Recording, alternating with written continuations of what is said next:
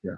Kalau Pak Karno pandai berpidato, berbicara, itu untuk kemanfaatan, kemaslahatan bangsa. Tapi kalau Musa Al-Munawar dan Fahrul Barobah, ya, Sufyan Barobah itu untuk menyusup, menguasai ya bangsa, untuk merubah kiblat bangsa. Dan mereka rata-rata adalah Habib Ahmad Sofyan Barobah. Itu anggota parlemen, termasuk wakil ketua DPRD Kalimantan Timur, lahir di Samarinda. Ya. Dihukum sampai tahun 1984, keluar sebentar lalu meninggal dunia. Habib Ahmad Sofyan Barobah. Marga Barobah dalam setiap pembaharuan ya, itu akan ada penyusupan.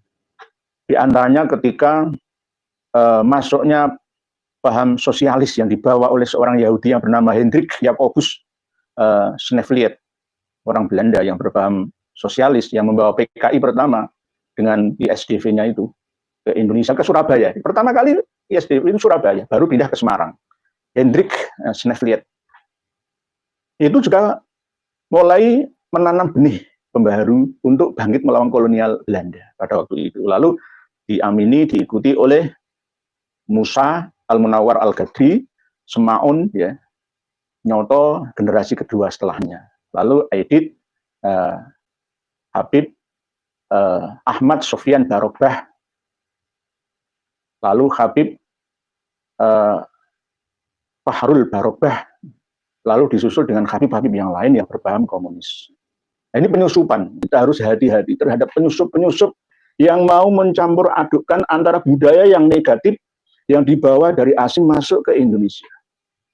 Termasuk diantaranya itu saya kurang suka ngomong dengan antum, ante itu. Saya itu sering berbicara dan komunikasi dengan masyaikh, guru tuan guru saya dari kalangan Al-Irsyad, dari kan banyak, tapi saya tetap panjenengan ya. Panjenengan ya, misalkan sampeyan, panjenengan, sampian, panjenengan, nggak pernah saya anta, ana, antum, atau you, dan lain sebagainya. Saya enggak ya, saya memakai bahasa-bahasa setempat. Apakah kita tidak mau maju dengan mengadopsi tradisi luar? Enggak begitu. Tradisi luar tetap kita terima, tapi jangan sampai merusak tradisi kita yang baik. Al-muhafadzatu 'alal qadimis shalih wal akhdhu bil jadidil aslah, ini kita terapkan sesuai dengan usul fikih, kaidah usul fikih kita. Bangsa kita bangsa yang kaya raya, kaya budaya, kaya bahasa, kaya sumber daya alamnya, dan bahkan sebenarnya kaya sumber daya manusianya. Cuma masih belum aktif semua. Di antaranya akan kalah oleh negara adidaya, khususnya dalam hal ekonomi kita. Para penyelenggara bangsa yang kita amanai bersama untuk mengelola negara ini harus tanggap. Jangan sampai rakyat yang menjadi korbannya. Ini bagian daripada penyusupan-penyusupan budaya-budaya asing yang tidak memiliki nilai kebaikan atau positif, datang untuk merusak. Tidak hanya masalah, kalau misalkan anak, antum, antuma, anti nggak masalah, itu nggak terlalu. Yang berbahaya itu kan paham komunis itu. Ya kalau kita lihat Islam, Nasrani, ya Katolik, Protestan, ya Konghucu, Hindu, Buddha, yang dari India bukan yang asli Nusantara, itu semua kan ya imporan semua, impor semua. Tapi tetap kita terima karena mengandung nilai kebaikan, demi kebaikan bersama anak bangsa. Tetapi kalau merusak, misalkan paham radikal, paham penebar teror, termasuk akhlak yang tidak karimah, yang damimah atau mazmumah, ya harus kita tolak. Termasuk diantaranya adalah pendidikan cangkem elek. Bahasanya itu cangkem elek. Ngomong enak, ngotot melek-elek uang di muka umum ya. Ulama yang bejat, presiden goblok. Udah beda, Pancasila Soekarno, ketuhanan ada di pantat. Mana kamu anak Tuhan dari mana? Yesus anak Tuhan, bidangnya siapa? Gus Dur itu buta mata juga buta hati. Gus Dur melihat dari mana? Gus Dur itu buta matanya, buta hatinya. Kurang ajar dia. Goblok. Kiai pun kalau melawan mereka akan dikata-katai cangkem elek itu tadi. Dengan kata-kata yang keluar dari cangkem elek. Bahasa cangkem elek itu bahasa Jawa. Ya, famun, bahasa Arabnya itu famun yang ghairu hasanin. Fam yang tidak baik lah, bahasa halusnya seperti itu. Nah, ini kita bisa menilai bersama. Para pemirsa dan pendengar sekalian, rahimakumullah. Kita tahun 1914, sebelum merdeka itu sudah mulai ada penyusupan, ya, itu tadi yang saya terangkan. Masuknya paham komunis yang dibawa oleh seorang Yahudi berwarga negaraan Belanda, Hendrik Snevliet itu. Lalu mengkader pengikutnya secara bertahap dari kalangan terpelajar, bangsawan dari Surabaya, lalu pindah ke Semarang, lalu menjadi Partai Komunis Indonesia. Dulunya ISDV itu. Lalu setelah itu secara regenerasi terus mencari, ya, pengikut-pengikutnya yang mau diajak bersama untuk bangkit. Sebenarnya PKI pertama 1914 sampai 1926 yang berontak terhadap Belanda di Sumatera Barat, lalu disusul di Jawa Barat, lalu disusul berikutnya di Sumatera Utara, ya, itu tujuannya ya untuk merdeka dari Belanda, tapi bukan untuk corak asli, ya, budaya bangsa Nusantara, tapi ala mereka. Ya, ini nanti orang-orang Nuswantoro semuanya akan disuruh masuk ke paham sosialis, komunis, marxis. Akan dipaksa, kalau nggak mau ya dibunuh. Ya. Karena paham komunis itu sangat kejam. Dan diantaranya jelas diamini oleh selain Semaun yang bertemu bersama di Surabaya, di Peneleh, kos-kosannya Pak Karno, bersama dengan Kartosuwiryo, Muso Munawar Al-Qadri, ya. Lalu benar-benar melakukan uji coba pemberontakan terhadap Belanda. Kalau ada pengikut komunis yang mengatakan, oh, PKI itu berjuang melawan Belanda, iya benar, melawan Belanda, tapi untuk mendirikan negara versi mereka yang berhaluan komunis, seperti Soviet dulu, kiblatnya. Pertama kali Rusia atau Soviet, belum ke China. Lalu yang kedua ke China. Lalu setelah tahu sepak terjang PKI yang uji coba untuk kekuatan bersenjata di Sumatera Barat dan Jawa Barat, maka tahun 1927 dibubarkan oleh Belanda. Walaupun dibubarkan itu tetap namanya ideologi, ya, tidak bisa dimatikan ideologi. Lalu kader-kadernya semburat lari ke luar negeri. Ada yang ke China, ya, ada yang ke Cekoslowakia, ada yang Timur Tengah juga, dan ada yang ke Rusia atau Soviet. Di antaranya adalah Musa Al-Munawar. Sehingga Musa Al-Munawar itu sebenarnya kalau kita teliti anaknya yang bernama Muhammad Al-Qadri, kelahiran Surabaya 1926, itu sebenarnya bukan anak aslinya Romo Kiai Ronowijoyo, pengasuh pondok pesantren yang ada di Pagu, Kediri sana. Tapi anak gawannya Nyai Juru. Nyai Juru menikah dalam kondisi janda membawa anak. Nah, anaknya ini tidak anaknya asli Mbah Ronowijoyo Kiai. Lalu Mbah Ronowijoyo berubah nama menjadi Kiai Haji Hasan Muhyi. Mungkin kurang kerasan di lingkungan pondok pesantren Kapurjo, akhirnya dititipkan ke adiknya Romo Yaya atau kerabatnya yang seorang pegawai KUA dulu, di Martorejo. Lalu orang mengenalnya bahwa Musa itu anaknya Yai Martorejo. Padahal tidak. Nggak mungkin seorang anaknya orang Lugu bisa menguasai bahasa Rusia, menguasai bahasa Arab. Sampai pimpinan utama Partai Komunis Asia dan Timur Tengah itu Musa Munawar Al-Qadri itu. Dan menikah, sempat menikah dan punya anak di Rusia sana. Punya anak 2. Lalu kembali lagi ke Indonesia untuk menjelaskan tujuannya kepada kader-kadernya. Mohon maaf nih, saya itu mau minum kopi, ya nggak pantas, mau ngerokok ya nggak pantas. Mohon maaf nih. Musa. Orang menyebutnya Muso, Paul Musote atau Musa. Beliau seorang Muslim, dia pinter ngaji, bahasa Arabnya fasih. Itulah penyusup, mulai dari Yahudi Hendrik Snevliet, menyusup, menguasai alam bawah sadarnya Semaun, dan kawan-kawan, ya Muso termasuk diantaranya. Lalu embrio ini melahirkan generasi komunis yang ada di Indonesia. Siapa mereka? Dia termasuk orang-orang dari sana. Lalu Muso juga menikah dengan seorang wanita yang berasal dari Yogyakarta, mendapatkan anak Margono namanya. dan memiliki anak juga yang bernama Muhammad Al-Qadri. Marga Al-Qadri itu dari mana? Ya, dari Pontianak, dari Mempawah, Pontianak. Muhammad Al-Qadri gara-gara juga terlibat tahun 65 memberontakkan G30S, merampas RRI, ya, lalu cari dibersihkan oleh ABRI, dihukum sampai keluar dari hukuman tahun 1984. 1984 keluar dari penjara, murtad karena dekat dengan pendeta, lalu dibaptis Muhammad diganti dengan Paulus Al-Qadri, lalu menikah dengan Paulina Soekarti Nasani di Kebayoran Baru, Jakarta, menempati rumah di sana, memiliki anak di Magetan. Yang sebelum berangkat ke Rusia, istrinya Samsirah memiliki anak yang bernama Winarni dan Winarno. Kalau Winarni itu Mariana Winarni, Magetan. Sekarang kerja menjadi penjahit, entah masih hidup atau tidak, saya belum melacaknya lagi. Kalau Winarno, anaknya alias cucunya Muso, anaknya Paulus Al-Qadri, ya, meninggal tahun 2002 yang lalu. Nah, ini sebagai bukti bahwa paham komunis itu yang mengembangkan adalah orang-orang yang ahli agama, khususnya agama Islam. Dan diantaranya adalah orang yang pandai berbicara. Ya. Kalau Pak Karno pandai berpidato, berbicara, itu untuk kemanfaatan, kemaslahatan bangsa. Tapi kalau Muso Al-Munawar dan Fahrul Barobah, ya, Sofyan Barobah itu untuk menyusup, menguasai, ya, bangsa, untuk merubah kiblat bangsa.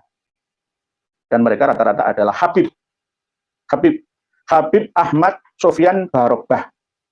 Itu anggota parlemen, termasuk wakil ketua DPRD Kalimantan Timur, lahir di Samarinda. Ya. Dihukum sampai tahun 1984, keluar sebentar lalu meninggal dunia. Habib Ahmad Sofyan Barobah. Marga Barobah itu ya Ba'alawi, ya Habib Barobah, Habib Ba'alawi. Durianya Alwi bin Ubaidillah, ya Habib. Itu yang di Kalimantan Selatan dan Kalimantan Timur. Lahirnya Kalimantan Selatan, Banjarmasin, menetap di Samarinda, Kalimantan Timur, dihukum di Balikpapan, lalu keluar dari hukuman beberapa waktu, nggak ada setahun, meninggal dunia. Karena perannya sangat utama dalam perkembangan PKI di daerah Pulau Borneo atau Kalimantan. Kalau yang Sofyan, Ahmad Sofyan Barobah Habib itu kelahiran Banjarmasin, tapi pergerakannya lebih banyak di Kalimantan Barat, di Pontianak. Di antaranya beliau bersama komunis keturunan Cina Singkawang memberontak. Bahkan sempat merampas ratusan lebih pucuk senjata ringan dan berat di Lapter Auri Sangguledu, Sintang, ya, Kalimantan Barat itu, lalu memberontak. Akhirnya mati ditembak. Umurnya cuma nggak lama, 48 tahun. Habib Ahmad Sofyan Barobah. Kalau Habib Fahrul Barobah itu Kalimantan Timur, Habib Ahmad Sofyan Barobah itu meninggal di Kalimantan Barat, Pontianak, di hutan-hutan. Meninggalnya itu sulit dievakuasi dari hutan. Nah, Habib ini, Habib. Apakah dijamin surga? Nggak ada jaminan surga. Apakah keturunan Rasulullah? Palsu. Palsu. Ya, sama dengan Habib Ahmad Aidit. Jadi kalau ada ceramah dari Habib, seakan-akan membela bangsa kita, menyerang PKI, itu hanya acting belaka. Karena apa? PKI itu di depan matamu, keluargamu sendiri, gitu loh, yang memecah belah bangsa ini. Kalau misalkan Kang Ustadz Alfian Tanjung misalkan, ya, mengarang buku PKI, loh Kang, sampai nggak tahu sejarah PKI awal, PKI kedua. Siapa mereka? Mereka itu dari kalangan Habib Ba'alawi yang mengaku sebagai keturunan Kanjeng Nabi kita. Lalu dipercaya. Sampai sekarang, Habib Ahmad Sofyan Barobah, Habib Fahrul Barobah itu masih dimuliakan oleh umat Islam Kalimantan. Karena apa? Umat Islam Kalimantan sudah termakan keyakinan bahwa keturunannya Kanjeng Nabi. Darah Nabi. Nah, inilah yang namanya penyusupan. Di zaman pembaharuan ada penyusupan. Sama seperti lagunya Bang Haji Oma Irama yang saya nyanyikan tadi. Jadi kita harus hati-hati dalam menerima informasi. Siapa yang benar-benar tulus demi bangsa ini atau sebaliknya. Dan kita mampu menilai siapa yang selama ini berakhlakul karimah atau berakhlak adzamimah atau madmumah. Ya, sekarang sudah mulai terlihat semua karakter aslinya bagaimana. Kita bisa menilainya tanpa harus saya mengatakan dengan perkataan yang kotor seperti perkataan mereka. Enggak perlu. Jenengan sendiri yang menilainya. Dan bangsa ini sudah cerdas semua. Saya yakin di era zaman penuh teknologi, alat-alat canggih seperti ini masih ketinggalan informasi itu sangat disayangkan. Dan kalau bisa secara bertahap, santri-santri kita yang mondok di pesantren-pesantren yang tidak jujur kiainya tinggalkan saja. Secara bertahap secara bertahap tinggalkan saja. Kalau toh misalkan pengasuh pondok pesantren itu masih ngaku-ngaku darah suci Nabi, saya keturunan Nabi, kamu harus totalitas menghormati, tinggalkan saja secara bertahap. Tolong wali-wali santri ya, kalau mau mondokkan putra putri ya harus milih ya guru yang tepat. Karena kalau salah maka bahaya masa depannya. Saya kemarin dipesan sama Kang Masnya, Kiai Haji Ubaidillah Ahmad Tamamunji dari Pamutan Rembang, Jawa Tengah, yang beliau berada di keluarga Mbah Yai Mutamakin Khaden Margoyo Sopati, tapi mendirikan pesantren di Yogyakarta. Tapi pesantrennya pesantren yang modern. Pesantren yang mendidik santri tidak hanya paham ilmu agama saja, tapi paham ilmu pertanian, ilmu bisnis untuk masa depan. Tidak hanya paham kitab kuning saja, tapi juga ada pendidikan formalnya. Termasuk ya mulai dari dasar, menengah, pertama, atas, lalu ada jenjang kuliatul muallimin wa kuliatul muallimatnya. Nah, yang penting itu keterampilannya itu. Nggak usah mondok di pondok saya, nggak usah. Pondok saya ini khusus. Saya nggak menerima santri banyak, karena santri-santri di pondok saya ini adalah khusus bagi fakir miskin, yatim piatu, dan du'afa. Jadi saya nggak promo ya, pondokkan saja ke pondok pesantrennya Kiai Haji Madudin Usman, pondok pesantrennya Kiai Haji Ahmad Baidillah Ahmad Tamamunji, pondok pesantrennya Gus Hasan Sarif, Gus Abbas, Gus Aziz Jazuli, ya sana saja, jangan di pesantren saya. Kalau pesantren saya terbatas, karena khusus untuk kalangan terbatas juga. Karena gratis semua, nggak ada biaya sama sekali. Nah, oleh sebab itu berhati-hatilah kita sebagai wali santri mendidik putra putri kita, jangan salah asuh, salah asah, nanti salah asih nantinya. Ini secara bertahap.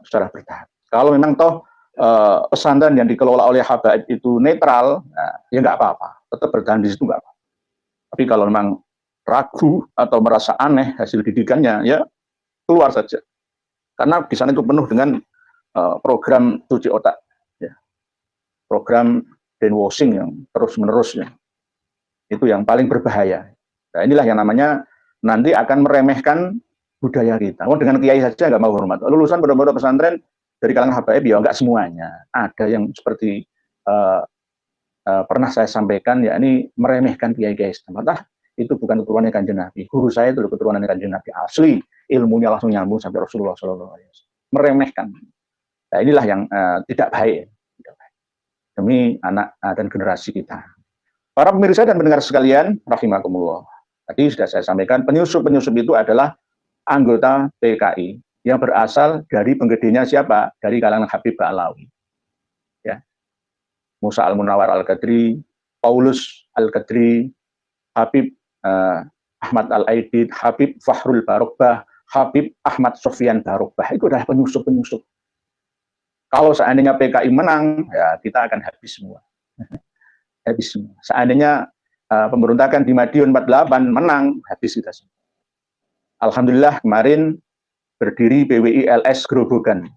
Alhamdulillah saya nunggu Pati, Jawa Tengah, dekat Grobogan, hanya lewat Gunung Kapur Utara saja, nyabrang gunung kecil, perbukitan, pegunungan, ya. Lalu Sukolilo, Kayen, Tambak Romo, Gabus, Winong, Pati, ayo berdiri, bangkitlah, dirikan PWI dan LS untuk membentengi umat Islam yang ada di sana. Kita ingat ya, dulu Amir Syarifuddin itu tertangkap di mana? Di daerah Kelambu, pendudukan Kelambu. Kelambu itu ya sebelah utaranya makam Mbah Sunan Prawoto, ya. Ditangkap Amir Syarifuddin, ya, dikeler lalu ditembak mati di Solo, ya, di Solo. Makamnya nggak ada tulisannya. Amir Syarifuddin, Perdana Menteri itu, Perdana Menteri sebelum Kabinet Hatta, Perdana Menteri Hatta, Amir Syarifuddin. Tapi nggak kapok-kapoknya generasi tumbuh lagi di sana. Berikutnya juga Ahmad Habib Ahmad Al-Edib juga mati di Solo sana, sama-sama di Solo semua. Kenapa kok penggerak PKI itu lebih subur di daerah Solo Raya? Karena apa? Solo Raya itu memang sudah jenuh ya dengan kasta-kasta. Tidak hanya Solo Raya, ya diantaranya ya Yogyakarta. Itu sudah jenuh dengan kasta-kasta. Karena ada Kasultanan dan Kasunanan, di mana pada waktu itu sistem kepemimpinan feodal itu masih berjalan.